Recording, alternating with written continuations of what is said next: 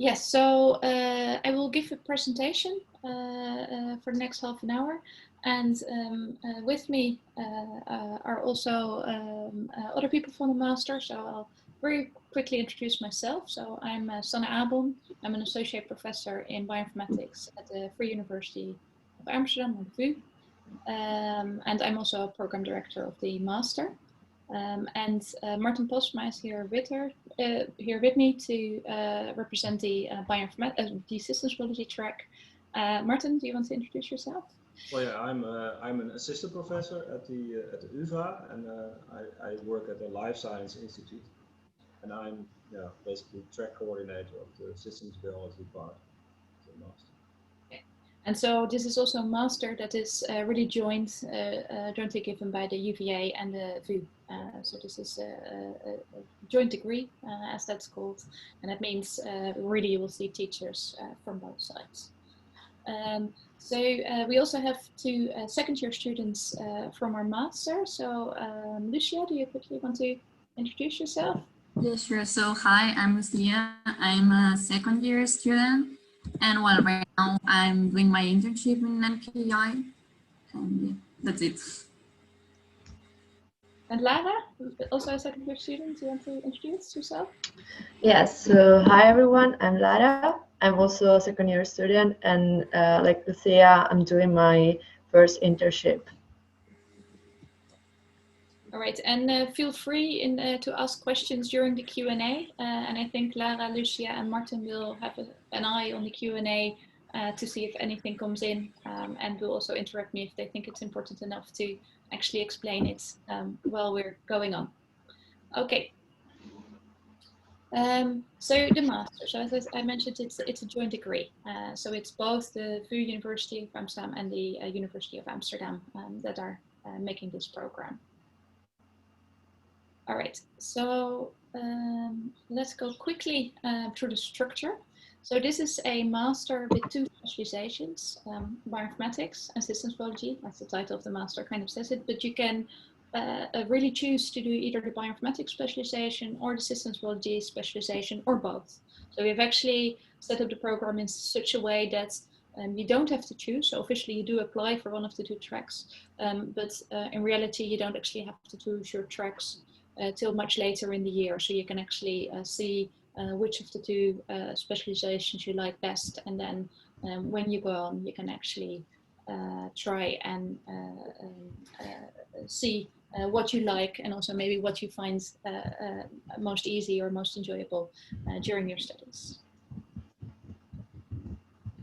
So it's given actually over 3 locations. So here we have the UVA and quite a few of the systems biology groups and biosystems data analysis groups are situated here. Then we have the new building, new university building at the VU campus. And that's where the bioinformatics is located. And then we have the O2 lab, also at the VU campus, where the systems biology of the VU people are located and the labs. All right. So we have a large team of teachers that are working in this master. So as you see, the three locations you saw earlier in the slide. So you have the UVA group, and actually there's different groups involved from the UVA.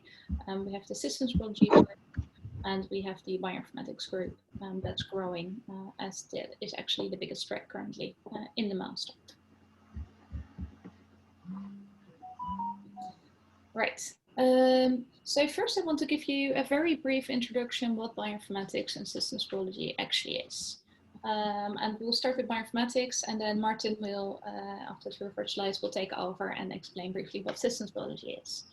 And so when I say what is bioinformatics, bioinformatics is actually a really broad field, and we take nearly a year to explain you all the subtleties of bioinformatics. But what is commonly most used for is definitely in genomics, and in understanding high throughput data, so omics data, so data that we generate on a very fast pace, many data points per patient, and all kind of about small molecules, so about DNA, about proteins, and we learned how to analyze that data. And of course, this all started with the Human Genome Project. And so the sequencing, so where this was to start off with, this was a huge undertaking. Now we can sequence an entire human genome in the order of about a week. And typically slightly smaller sets are done in a daytime, so kind of in a clinical setting. But huge amount of data comes out of there. So you get these tiny pieces of sequences that actually come out of these machines when you do this experimentally. And computationally, we need to stitch these pieces together again. So computationally, this is actually a really tricky task.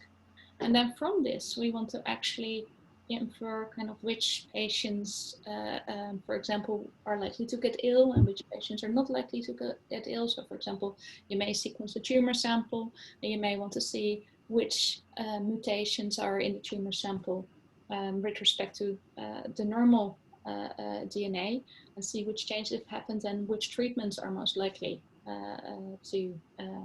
to work for that patient. But to figure that out, we first need to analyze a lot of data of a lot of these patients and figure out which genes will make the difference in the treatment. And so there's a lot of analysis that comes along. Now, of course, these sequencing techniques are only becoming faster and faster, and they're actually becoming smaller and smaller, producing even more data.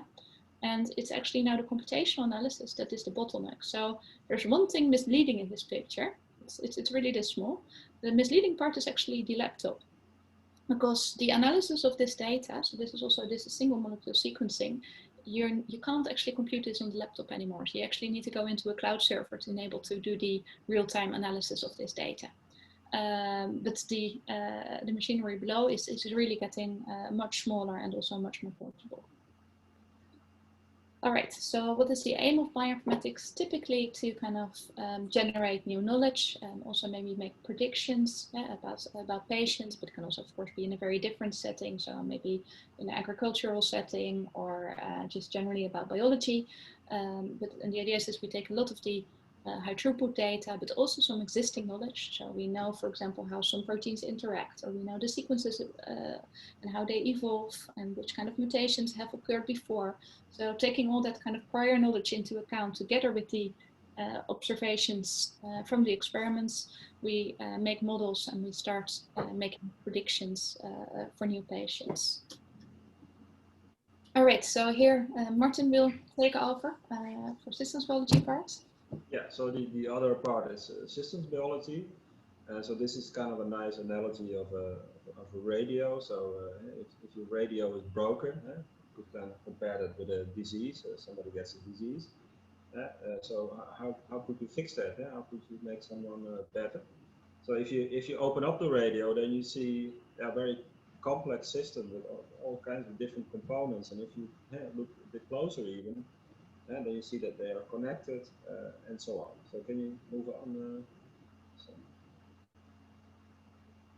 Can you go to the next? Yeah, so and then the next one. So how would you do it? Basically what you want to do is you want to understand how it works, how these components are connected and how they influence each other. So can you go to the next one? So basically the answer is that you have to kind of build the network of components and their interactions, and understand how they one component affects the other. So and then next slide. And then basically there are kind of two flavors people use in systems biology. So one is called the top-down approach, where you kind of look at the organism or the system you're interested in, and you do measurements, you obtain data, and then based on that you kind of build small networks or different variants of networks, and then you can try to model those, and then you can even go further down where you can each interaction you can model in more complexity. And the other way is kind of bottom up. So you start from known components, like we have like certain reactions that are known, and then you kind of put these components together, and then based on that you kind of try to predict how the system reacts, and then you compare that with experiments. So what you see is that in systems biology there is a lot of modeling involved, and that you combine and connect components, and that you also combine that with experimental data. So it's more systems oriented. So next one. So one of the issues with systems biology, I would say, is how you should deal with complexity. So with bioinformatics, the challenge is how to deal with a vast amount of data. So in systems biology, if you have like many components and many connections, then it becomes very quickly very complex to analyze. And this is also called so like a model size. If your model becomes bigger, then it becomes more difficult. So then we use kind of topological analysis, so which components connect to what. And then you can kind of go to more complex dynamic and kinetic modeling if they become smaller in systems. So there's kind of a balance there. So, and it depends on what you're interested in and how much knowledge you have about the system that you can do. Yeah, I think that's it. All right, so I'll take over from here again. So in very practical terms, for how we kind of teach this and also kind of what skills are required, it's always kind of nice to have some expectations. So for bioinformatics, what's really important is kind of programming, also machine learning, so making models, sequence analysis. So that is how do we compare to DNA or protein sequences, and there's whole specific algorithms for that. Of course, molecular biology, so understanding the proteins, the DNAs, the DNA, the data involved, but also data science and predictive models. For systems biology is of course also the molecular biology, and then specifically also quantitative biology. So really in your measurement being precise, so not only qualitative results, but also really looking at quantitative results.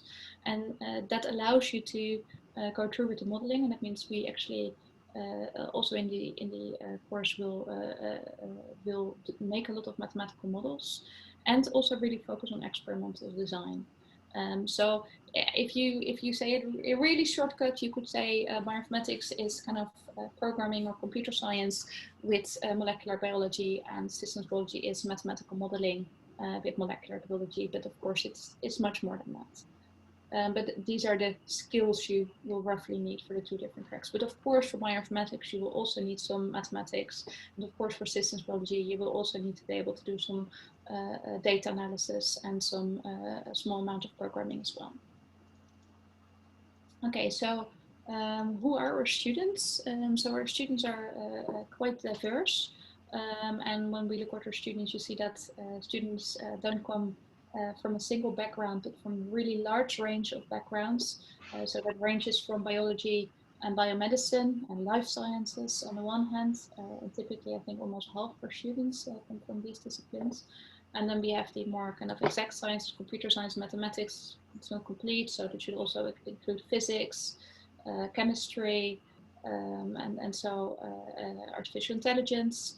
And then we have a smaller proportion, about 15% of the students, and then the other students are typically more in the middle. So they have already kind of a more interdisciplinary background. So they may come from biophysics, from bioinformatics, from biotechnology, and have already kind of a mixed background. But if you look at the individual students in our master, usually there's not more than 2 or 3 students from the same bachelor. So it's a really diverse master where people come in from really a large range of different first bachelor degrees. Yeah. And so this is what it shows. So this is the real full list of people where they come from bachelor degrees, and so it's really a really large fraction, and pharmaceutical sciences also are also common. All right, so now I would like a brief introduction of the two students. So student perspective, so why did you choose the master? Who can I give the word first? Lucia? Yeah, I can go first. So why did I choose this master? So I have a biology background, and while I was doing my bachelor, I realized that I was missing math, that I really like math. And then when I was reading papers, I was focusing more on the statistics behind the papers and the graph and everything. So that's when I realized that I wanted to study something that intersect with math. And that's why I did bioinformatics. And also I'm quite clumsy on the lab, so that was a plus. And so did you initially apply for the systems biology or the bioinformatics? For the bioinformatics one, I mean, if I'm honest, I don't really have an explanation why, because I was taking both tracks and I really, really enjoyed both of them. But at the end, I just took all the systems biology courses but one, because I took too many courses and I had to drop out something. And so now I'm just doing the bioinformatics track, but yes, like I really, really enjoy both, and I think they are really complementary. And if you have the opportunity, I would encourage you to take both of them. And then which courses do I enjoy the most? Probably the course that I enjoyed the most was algorithms for sequence analysis, because it was the first time that we program something big. By big, I mean something that's not just like a programming exercise, a basic exercise. And you had to understand really like the algorithm behind and why it was biologically relevant. And it was quite frustrating at the beginning, because it was the first time that I was programming, but because it was frustrating, it was also really, really rewarding when you actually got it done. So I think that was my favorite course. And about my experience with online teaching, the online teaching started 2 months before I finished my first year. And right now I'm just doing my internship, and I'm also being a teaching assistant. So I've been in both sides. And I think this master is really, there's a really good dynamic between the teachers and the students. So there are always questions, there's a really good feedback on both sides. And I think that this structure has been maintained on the online teaching. Obviously it's not as good as if it was like face-to-face, but I think I'm really happy with it. And finally, about my research project. So I'm in the Netherlands Cancer Institute, the NKI here in Amsterdam. And I'm basically working on cell data and patient data before and after different treatments. And I'm seeing how transferable is the data that we get from cell lines to patient data. Yeah, that's basically it. Okay, Lara, do you want to also Yeah. answer some questions? Yeah, so why did I choose this master? Because I did a biotechnology bachelor, and in my bachelor there was a lot of biology, but also some courses of math and programming. And I liked math even before, but I didn't know that much about programming, and probably at the beginning was also scared. But then I realized that you can do really nice stuff with biological data and programming. So I was really enthusiastic about this. And so, yeah, I realized that I wanted to put this together, so math, programming, and biology. So that's why I applied for this master. And also about this master, I think it's cool that, well, it's it's about bioinformatics and system biology. So at the beginning, I wasn't sure with which of the two tracks I preferred the most. And then another thing is that it's a joint degree, and I think it's really nice because you can, so there are also a lot of optional courses, and you can choose courses from both universities. And you can also use facilities from both universities, so libraries, or go to libraries or other stuff from both universities. So in the end, I choose bioinformatics tracks because I realized, so even if I like both, I realized that mathematical modeling of systems, biological systems, where I was not so enthusiastic about it. So that's why in the end I chose bioinformatics. The course that I liked the most, I think, was bioinformatics for translational medicine, because I really realized that we can transfer like our results, so the analysis of biological data, into something more practical, so medical application, for example. And that's what I really like from this course. About online teaching, it wasn't too difficult, but I guess because I already knew my course mates, so sometimes we were meeting to have class together, and that was really nice.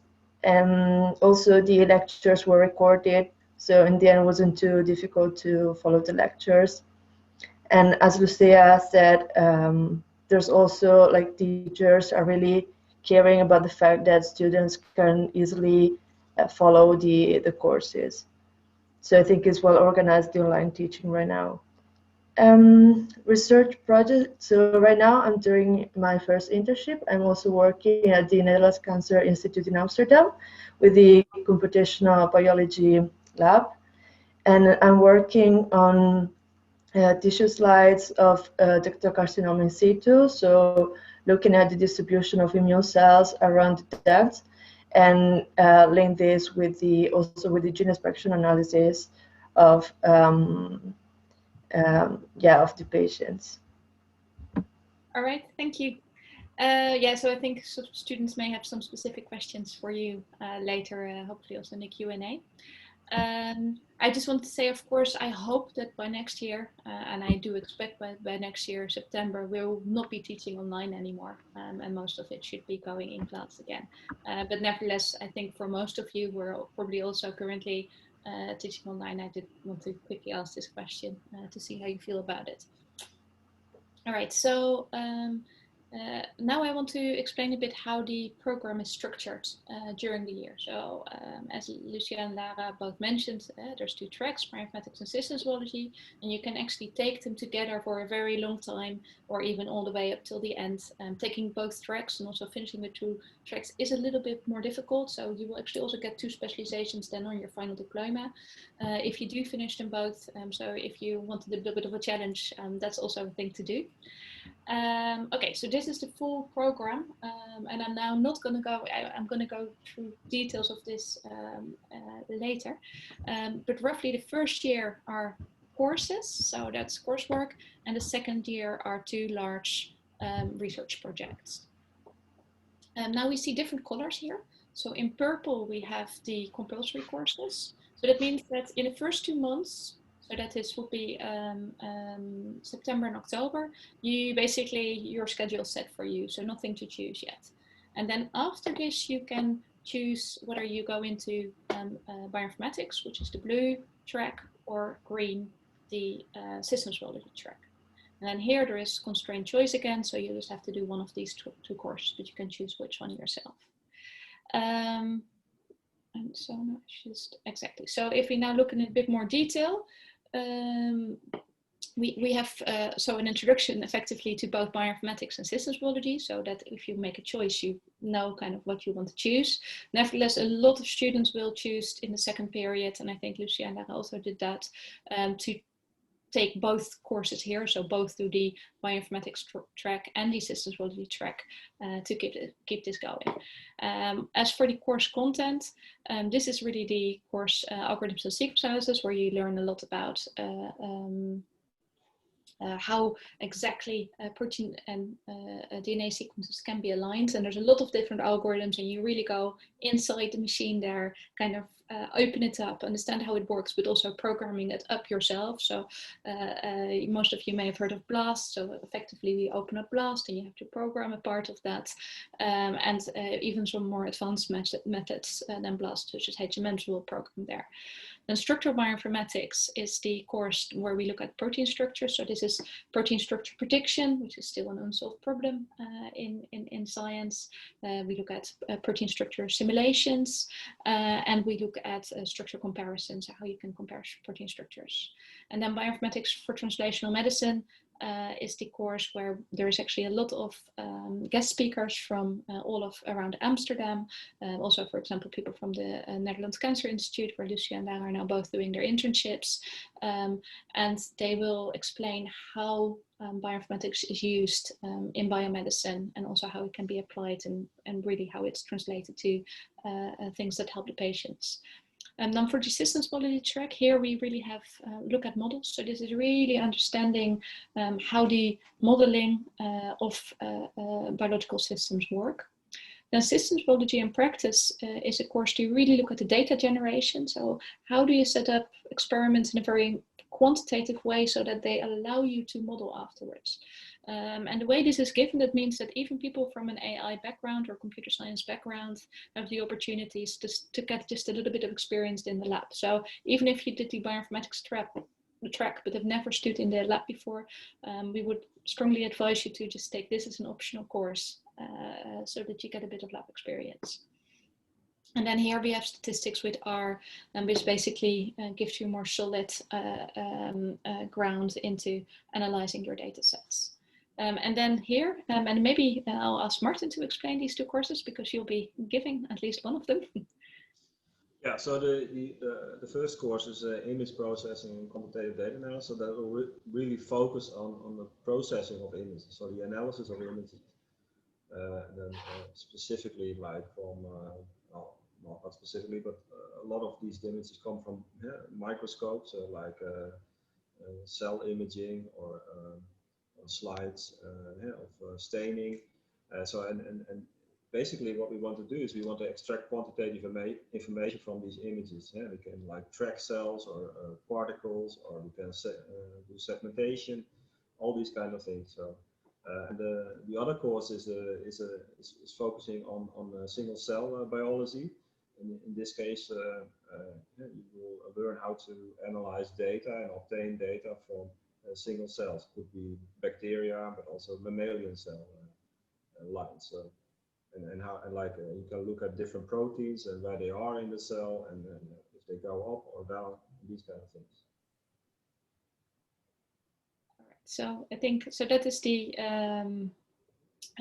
that's the full first year. Now we're zooming in a little bit on the very first period. And so as I said, you can make a choice here, but a lot of people actually only make their choice here. So you have a bit of time to decide between bioinformatics and systems biology.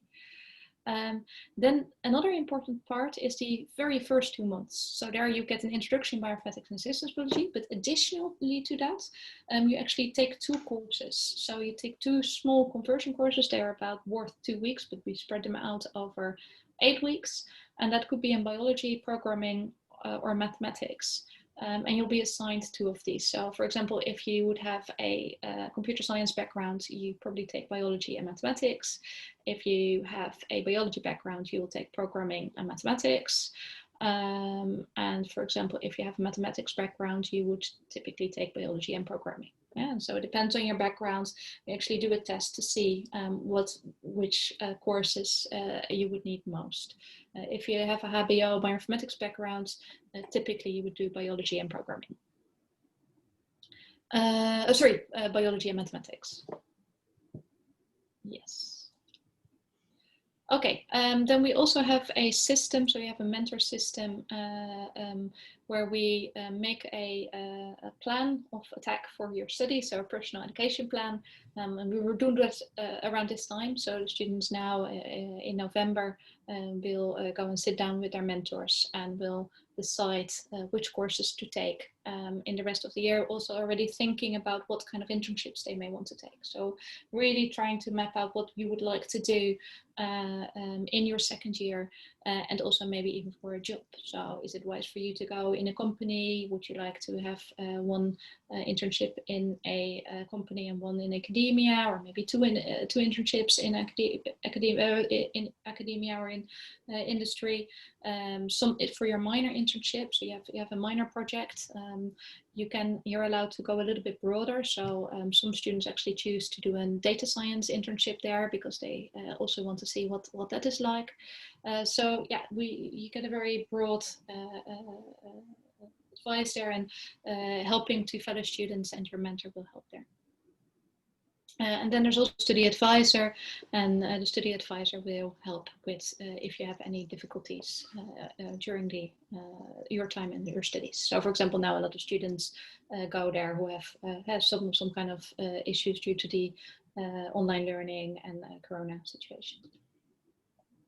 Okay, so what do we find very important and what do we focus on in our curriculum? And I think it's important that we really find it very important that we take students from different backgrounds. So you really, we think one of the most important things in the program is to learn to communicate actually across disciplines. And I've just come out of 2 final master presentations.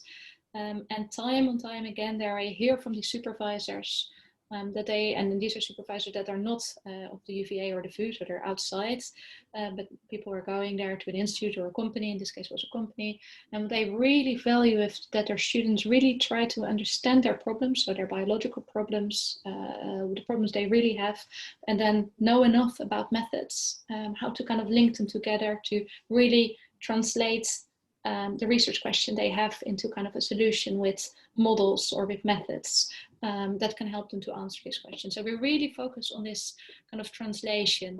We have the research question and where we have the methods from the different disciplines that go into this research. And so that means that we kind of push this through our entire program. So at the start, we try to balance your skills a little bit so that you get some additional biology and math and computer science skills where you need it. But then later on, we will actually try and practice this all the time. So most of the assignments you get during the courses will really be questions that are both tricky in the methodology or the mathematical modeling, but also immediately reflect on the biological question. And you really have to think, okay, what do these results mean in the biological context? And so you almost, after the very first courses, you almost never get just a biology question or just a mathematics question or just a programming question. It will always be combined and in that context. And it will always usually be something that's very close to actual research already. All right, so this is effectively a summary of what I've just said. But so some of the important consequences are there. So we focus on research and also especially between the different disciplines. We find it important to balance this and to allow you to work with students who do come from a different bachelor background. We have very strong connections with the biomedical domain for bioinformatics and with the food industry for systems biology. And there's also a lot of, so there's still quite a lot of personal contact when you can go for academic advice. Okay, so where do our alumni go? A lot of students go on to do a PhD, so it's still around 60%. There's also about as many students who come from a vocational training who go on to do a PhD as from any other kind. So from any other first degree, so that's quite wide. And most PhDs will be in systems biology and bioinformatics. Also quite a lot of people will go into industry. Part will go on to really bioinformatics or systems biology or biotechnology, and also a fraction really goes into data science. So effectively, and we teach you modeling in the systems biology, we teach you machine learning and programming in the bioinformatics track, and we learn you to really think about the research question. So this translation is also really generally important in data science, and so actually all these job markets are still excellent. So people don't have trouble, even though we grew a lot, so there's a lot more students than there used to be, but they don't have trouble finding jobs at all. All right, so this is a link for some more detailed information on the entries, but I think this is a question many of you have, and I think already I saw in the corner of my eye some of the questions exactly on this program. So when am I allowed, or when are you allowed to come into the master? So typically you're allowed into the master if you have a science bachelor degree. So anything in science, so life sciences, biomedical sciences, pharmaceutical sciences, physics, chemistry, mathematics. So in general, everyone is eligible. But then we define 3 core subjects. We define molecular biology, we define mathematics and programming. Now, if you have already followed a course, so you have a science degree, and you have already followed a course in all of these 3, you're directly admissible.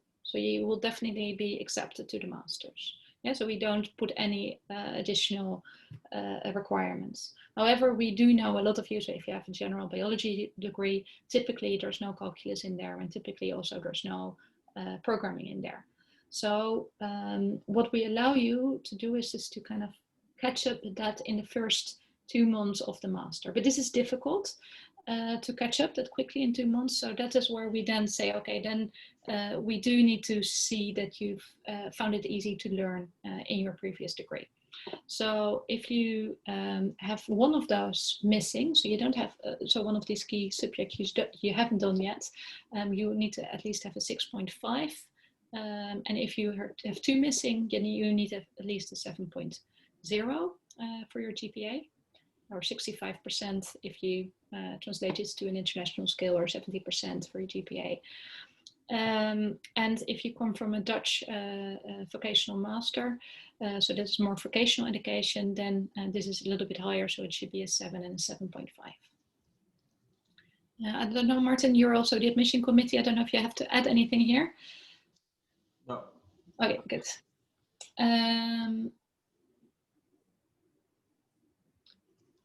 Okay, so then also a lot of students ask, how can I prepare? So some students see maybe already that they're missing some of this. So I would strongly advise you that before you actually come into the master, you take some additional courses, especially if you're a little bit on the lower end of the GPA with your current grades. And so there's a nice online tutorials that you can also find on this Canvas page.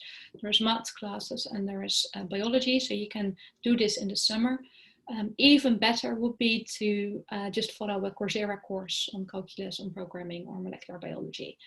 So that is something I would definitely recommend. If you have time to do that, I would strongly recommend doing something like that. And if you can show before you submit your admission that you have followed something with proof, and then you're also more likely to be admitted to the masters.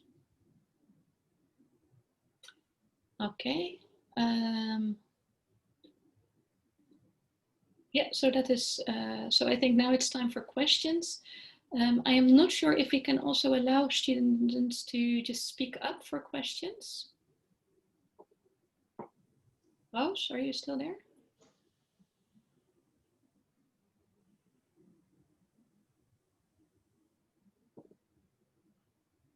So I can see that I can say and allowed to talk. So if you put a question, I have a question in the thing, I can actually give you, I give you right to ask a question if you want. If you want to ask a question in person.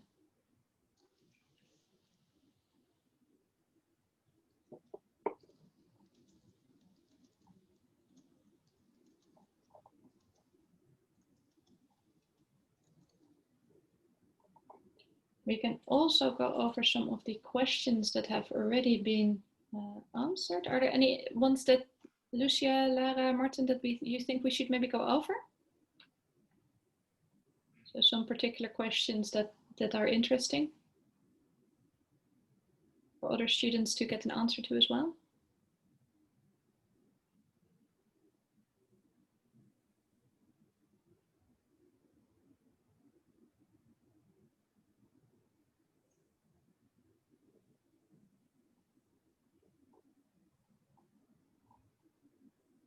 I don't know.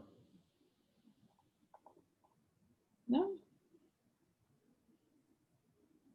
Okay, so there's a question here about the pre-master. So maybe I didn't mention that, so maybe that's a good thing to mention. If you're not admitted straight into the master based on the criteria here, that else, so if you don't fulfill this, you can start with a pre-master. So there's actually 2 ways. So if you're currently not in your 3rd year, but in your 2nd year, there's still an option to follow a minor bioinformatics and systems biology at the VU. So this is really at the VU, not at the UVA. And that will, so if you finish that minor, you are directly admissible to the master as well. So there was no additional criteria for grades later on.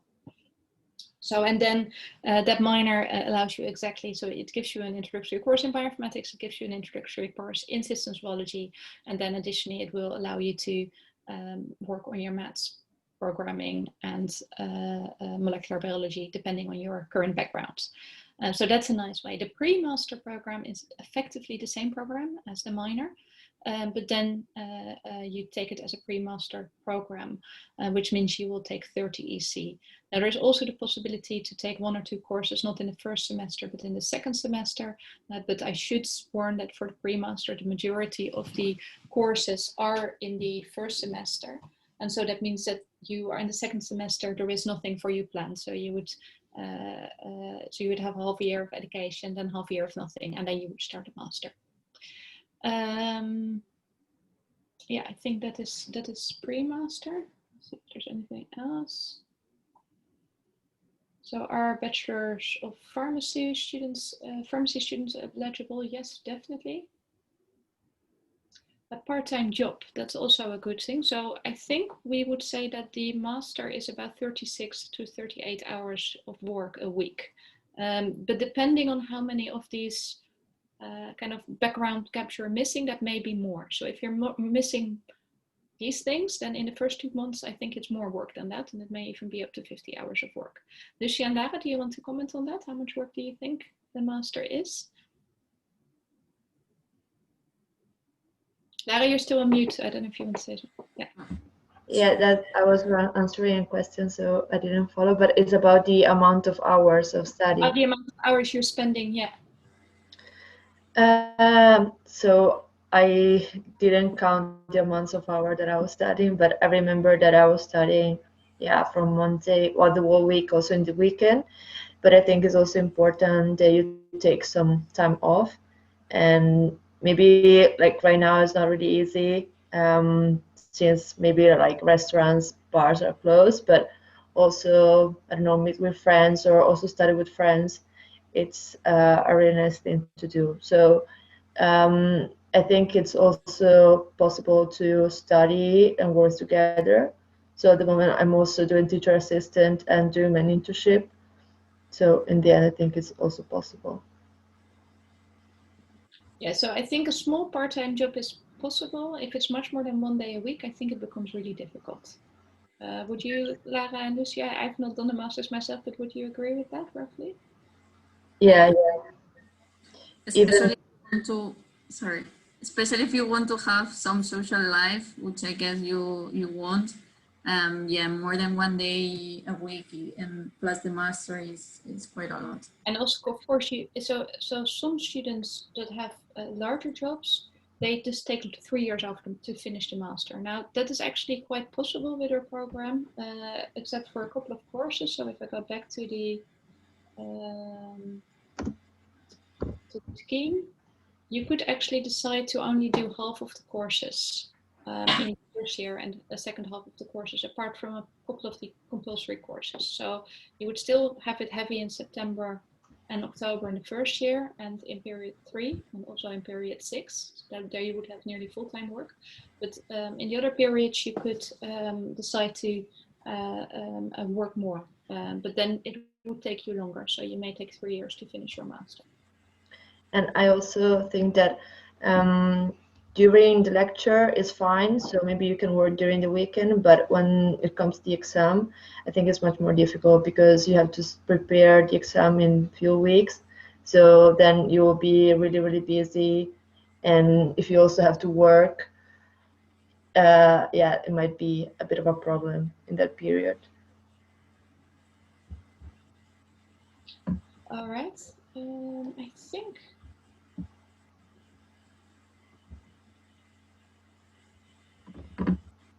the majority of... do you want to explain about what needs to be put in the motivation letter, Martin? That may be quite important. Difficult question. Yeah, so I think we require a strict format, right? So we want you to tell 43. So it should say it on the VU website. If not, please do contact the admission office, because it should be there. But I know they're they're currently updating it, so it could not be there quite yet. But actually, there's two things very important. So basically, we want you to explain how you fulfill this. So how much biology, mathematics, and program have you done? And then we want a very short motivation of why you want to do bioinformatics or systems biology. Yeah, so it doesn't have to be long. It can be like less than a page. It can be very short, but basically one paragraph on this. So which courses have you done apart from your what we see? So, and help us a bit, right? Because we get a long list of grades, but if you think you've done calculus, you may need to explain which courses that was, or if you think you've done programming, you need to explain how much and when. And so, for example, if you have done a separate Coursera course, we won't be able to see that on your grades list, and so you may need to make sure you also upload that and mention it in your cover letter. So it's actually important to get that cover letter right to extra, get your experience. Extra experience also during and experience also helps. So for example, if you've already done an internship, that's also important to mention. Or a bachelor project in these topics, that will help. Or where you, so maybe you have a biology background, but you've already done a lot of programming in R for your bachelor internship, then that would be important to mention as well.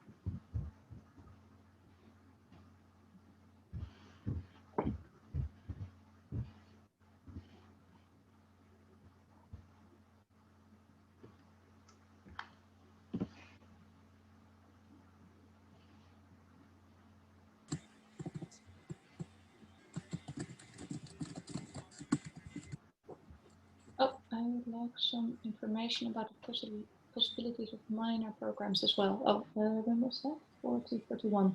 So I think we've gone, so that is a question from Dominique. Dominique, have we answered your question already on the minor programs? Or do you mean minor programs during the master?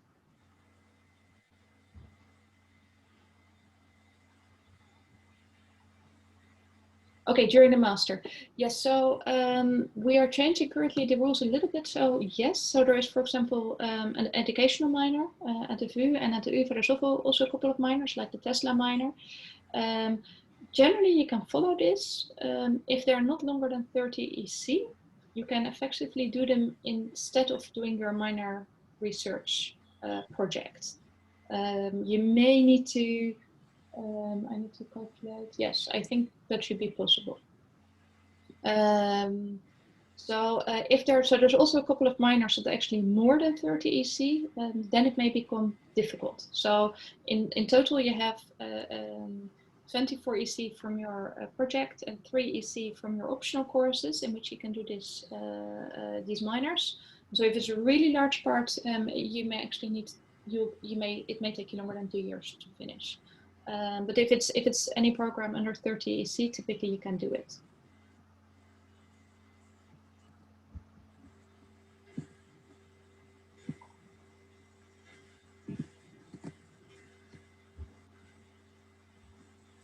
Okay, what level of informatics courses are considered sufficient? So we do most of the programming in Python. Typically, if you have had an introductory course in Python of about 6 EC, then that should be enough to fulfill this criteria. Of course, it's really helpful if you've done a bit more and have done maybe some statistics as well, or some statistics in R, or some